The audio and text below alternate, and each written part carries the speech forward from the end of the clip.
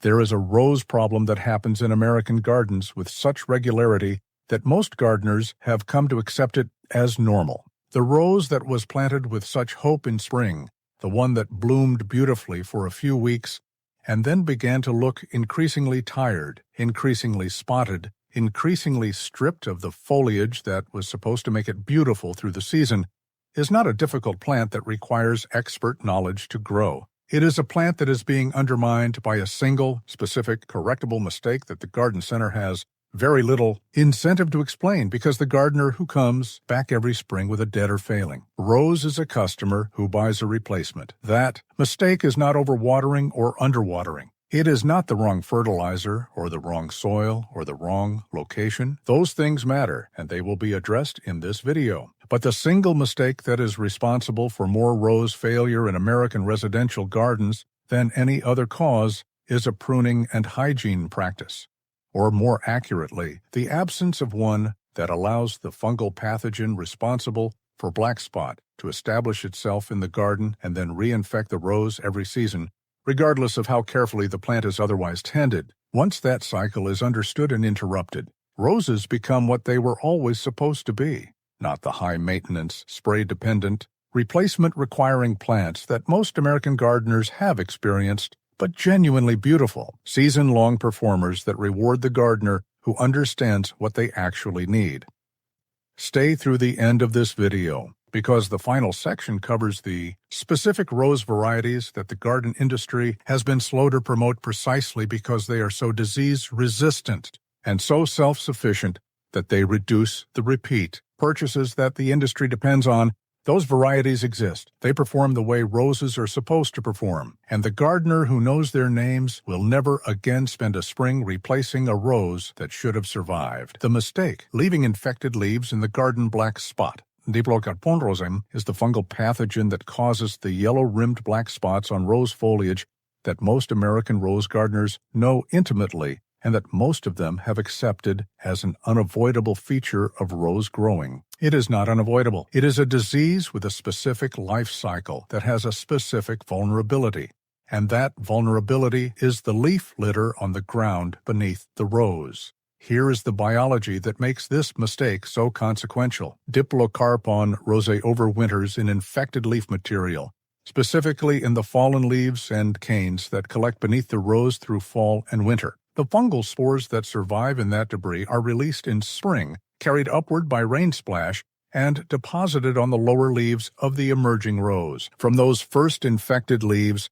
the disease spreads upward through the plant through the entire growing season, each infection site producing more spores that infect more leaves, until the defoliation that most gardeners associate with August and September has stripped the plant of the foliage. It needs to photosynthesize and build the energy, reserves that determine next year's performance. The interruption of this cycle is not complicated. It requires two specific actions performed at two specific times. The first action is fall cleanup, removing every fallen leaf from beneath the rose and disposing of it in the trash, not in the compost where fungal spores can survive and return to the garden. Every infected leaf left on the ground through winter is a source of spring infection. A bed from which every leaf has been removed goes into spring with dramatically lower fungal spore pressure than a bed with the previous season's leaves still in place. The second action is a spring application of a copper-based fungicide or a sulfur-based spray to the lower portions of the plant and the surrounding soil surface before the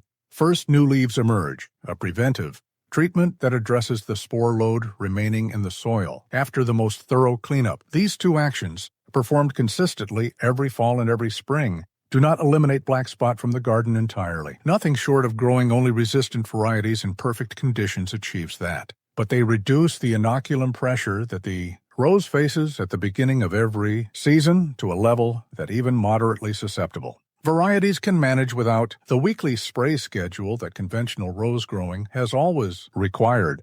Why most gardeners never learn this, the persistence of the black spot cycle in American gardens, is not a mystery when the information environment around rose growing is examined honestly. Most of what American gardeners learn about roses comes from three sources: the retail tag on the plant, the garden center employee, and the general gardening advice that has circulated in magazines and websites for decades. The retail tag on a rose rarely mentions black spot susceptibility. It describes the flower color, the bloom size, the fragrance, and the mature dimensions of the plant. It does not say that this variety will defoliate by August in humid climates without weekly fungicide applications, because that information would reduce sales. The garden center employee who recommends a fungicide when a gardener returns with a diseased rose is providing a genuine service, fungicides to help manage black spot, but they are addressing the symptom rather than the source. Because explaining the leaf litter cycle and the fall cleanup requirement that interrupts, it is a longer conversation that leads to fewer product sales. The general gardening advice that most rose-growing information is built on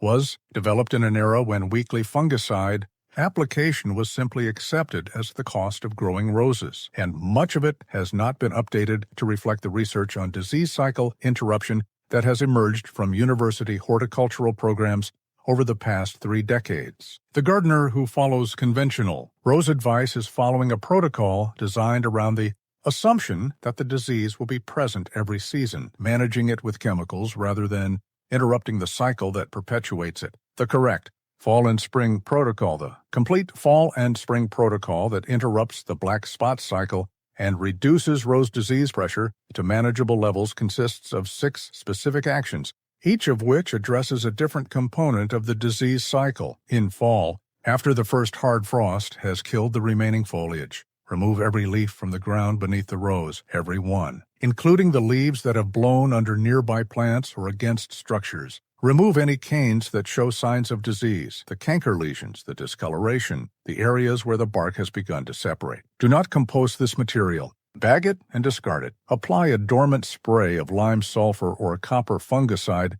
to the crown of the plant and the surrounding soil surface, which addresses the spore load that cannot be removed mechanically. Apply fresh mulch to the bed, 2 to 3 inches of new material that covers any spores remaining in the soil beneath. In spring, before the first new leaves emerge from the bud, remove and replace the mulch that has been in place through winter, which may have accumulated additional spore-laden material from wind-blown debris. Apply copper-based fungicide or a bicarbonate spray to the lower canes and the surrounding soil. When the first new leaves reach approximately half their mature size, begin a preventive spray program. Not a reactive spray program applied after infection is visible, but a preventive one applied before infection can establish. The preventive timing is the critical distinction between a spray program that works and one that does not. Fungicides prevent infection. They do not cure it. Applying them after black spots are visible is applying them too late to affect the leaves already showing symptoms. The soil and nutrition question, beyond the disease cycle. The single most common cultural mistake that contributes to rose underperformance in American gardens is fertilization timing. Specifically, the application of nitrogen-forward fertilizers in late summer and fall that drives new growth precisely when the rose should be hardening its tissues for winter. New rose growth produced in August and September in response to late-season nitrogen application is soft, juvenile tissue that has not undergone the lignification and cold hardening that mature rose canes require to survive winter temperatures. In zones 5 and 6, this new growth enters the first hard freeze completely unprepared and dies, not the entire plant, which is cold hardy to its rated zone, but the new growth that the late-season nitrogen produced. That dead growth requires removal in spring, enters the season as potential disease habitat, and represents wasted energy that the rose directed toward growth it could not keep. The correct fertilization protocol for roses ends by August 1st in Zone 5 and 6 gardens, by August 15th in Zone 7, and by September 4th in Zones 8 and above. After that cutoff, no nitrogen. If a late-season amendment is desired, a phosphorus-forward product, bone meal, for example, supports root development and cold hardening without driving the vegetative growth that creates cold vulnerability. The rose that enters fall without a late-season nitrogen stimulus hardening its tissues at the natural rate set by the shortening days and the cooling temperatures. And the canes that emerge from winter in that rose are the canes that carry next spring's bloom. Here is the moment in this video to speak directly to the rose gardeners who have been watching their roses struggle for years and have decided, quietly, reluctantly, that roses are simply not for them, that they do not have the skill or the time or the right conditions, that the plants are too difficult, too demanding,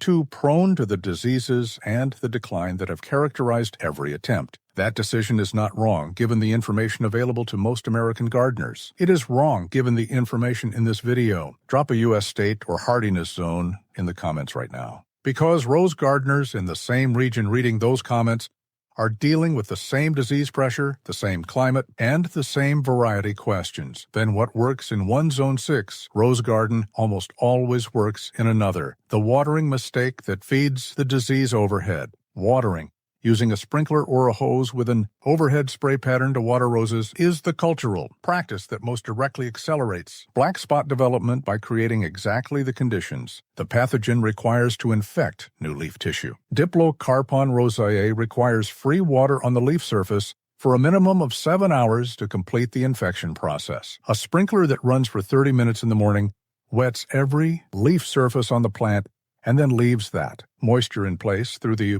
morning hours as temperatures gradually rise and the water slowly evaporates. In humid summer climates, the American Southeast, the Mid-Atlantic, the Great Lakes region, the leaf surface moisture from morning overhead watering may persist for 4 to 6 hours before evaporating, providing most of the free water period that the pathogen needs.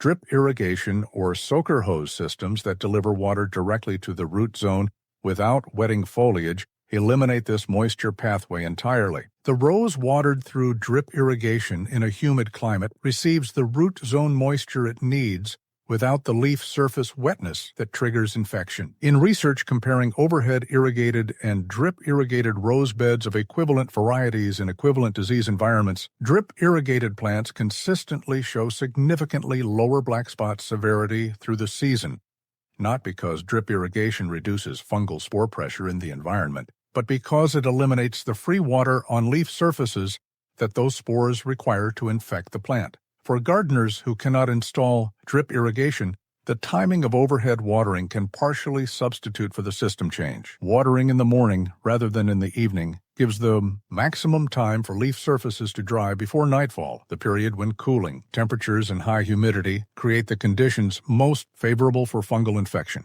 Evening watering that leaves leaf surfaces wet through the night provides nearly ideal infection conditions for every pathogen present in the garden environment. Morning watering that allows most of the day for leaf surface drying is not as effective as drip irrigation, but is significantly better than evening overhead watering. The pruning timing that determines everything rose. Pruning timing varies significantly by climate, and the advice that is correct for one climate zone can eliminate bloom and increase disease susceptibility when applied in another. Understanding the relationship between pruning timing, winter hardiness, and bloom production is the foundation of successful rose care in every American climate. In zones 5 and 6, where winters are cold enough to kill rose canes to the snow line or below in most seasons, the practical pruning question in spring is not when to prune, but how to identify which canes survived winter. The canes that are alive have green cambium tissue when a small amount of outer bark is scraped away. The canes that are dead have brown or black cambium. Spring pruning in cold climates begins when buds swell enough to identify the live tissue and consists of removing all dead canes cleanly to where live green cambium begins. This is the extent of necessary spring pruning in most cold climate rose gardens, a cleanup of winter damage rather than a deliberate shaping of the plant. In zones 7 through 9, where winters are mild enough to preserve most cane tissue through the season, pruning timing is determined by the local climate's last frost date and the rose variety's blooming habit. For once blooming old roses that bloom on old wood, the Gallicas, albus, and many of the antique European classes, pruning should happen immediately after bloom in early summer, giving the plant the entire growing season to produce the new growth on which next year's flowers will form. Pruning these varieties in winter or spring removes the flower-bearing wood and eliminates the season's bloom. For repeat blooming modern roses that bloom on new wood, pruning in late winter or early spring, just as buds begin to swell, produces the vigorous new growth on which the first flush of flowers forms. The varieties, the industry does not want talked about this, is the section that was promised at the beginning of this video. The rose varieties that exist in American horticulture that are so disease-resistant, so self-sufficient, and so reliably beautiful that they fundamentally contradict the narrative that roses are difficult plants requiring intensive care, and that are undersold in American retail precisely because gardeners who grow them stop buying replacement plants. The Knockout series, bred by William Radler and introduced in 2000, produces continuous bloom from May through frost, requires no deadheading, shows significant resistance to black spot without fungicide treatment, and handles drought and heat with indifference. It is the best-selling shrub in American history for exactly these reasons, and the fact that it is widely available and widely planted makes it easy to overlook as a recommendation. It should not be overlooked. It represents a genuine revolution in rose breeding toward self-sufficiency. The David Austin English roses bred in England with the goal of combining the fragrance and flower form of old roses with the disease resistance and repeat bloom of modern varieties, have produced selections including Olivia Rose, Lady of Shalott, and Darcy Bustle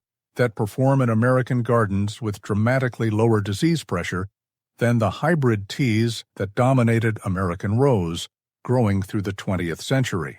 These are not disease immune, but they are disease tolerant in a way that makes the difference between a spray every week plant and a spray when necessary plant.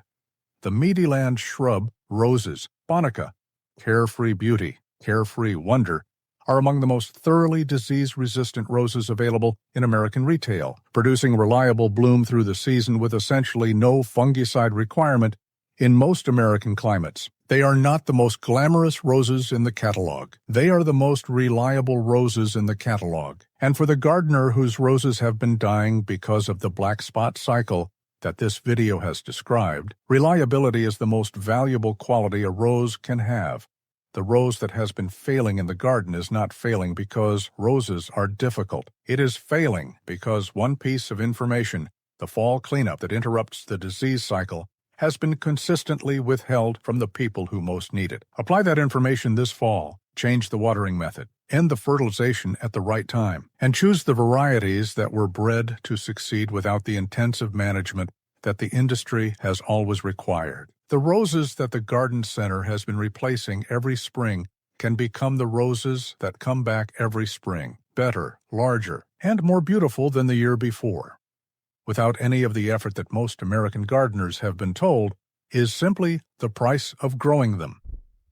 If this video helped, hit subscribe to join this gardening community and watch the next video on screen to keep building the garden that performs the way it was always supposed to. The location, mistake that sets the rose up to fail. Every rose problem discussed in this video, the black spot cycle, the cold damage from late season growth, the overhead watering that creates infection conditions, is compounded by a location mistake made at the moment of planting that cannot be corrected without moving the plant. Roses planted in the wrong location are roses that will struggle regardless of how correctly everything else is managed, because the foundational requirement that determines rose performance, the amount and the quality of sunlight the plant receives through the growing season, cannot be adjusted after the plant is in the ground. Roses require 6 hours of direct sun minimum to produce the bloom and the disease resistance that make them worth growing. Below that threshold, the photosynthetic output that drives both flower production and the immune responses that limit disease severity falls below what the plant's performance requires. A rose in 4 hours of sun produces fewer flowers, shows greater disease susceptibility, and produces weaker, more disease-vulnerable growth than the same variety in 6 hours. This is not a preference. It is a physiological threshold below which rose performance cannot be maintained regardless of how attentive the care. The sunlight quality matters as much as the quantity. Morning sun with afternoon shade is frequently described as ideal for roses in hot climates, and the description is accurate for a specific reason. The direct morning sun that dries dew and irrigation moisture from the leaf surface in the coolest hours of the day reduces the free water period that black spot infection requires, the afternoon shade that protects the plant from the hottest direct sun in zone 7 through 9 reduces heat stress and flower bleaching without reducing the total photosynthetic input to the level that compromises performance. In zones 5 and 6, where summer temperatures are more moderate, full sun through the entire day produces the most vigorous growth and the most abundant bloom without the heat stress concerns that make afternoony shade valuable in warmer climates. The practical implication of this location requirement is that roses should never be planted in a location that provides adequate sun in spring and then becomes inadequate as nearby. Deciduous trees leaf out through May and June.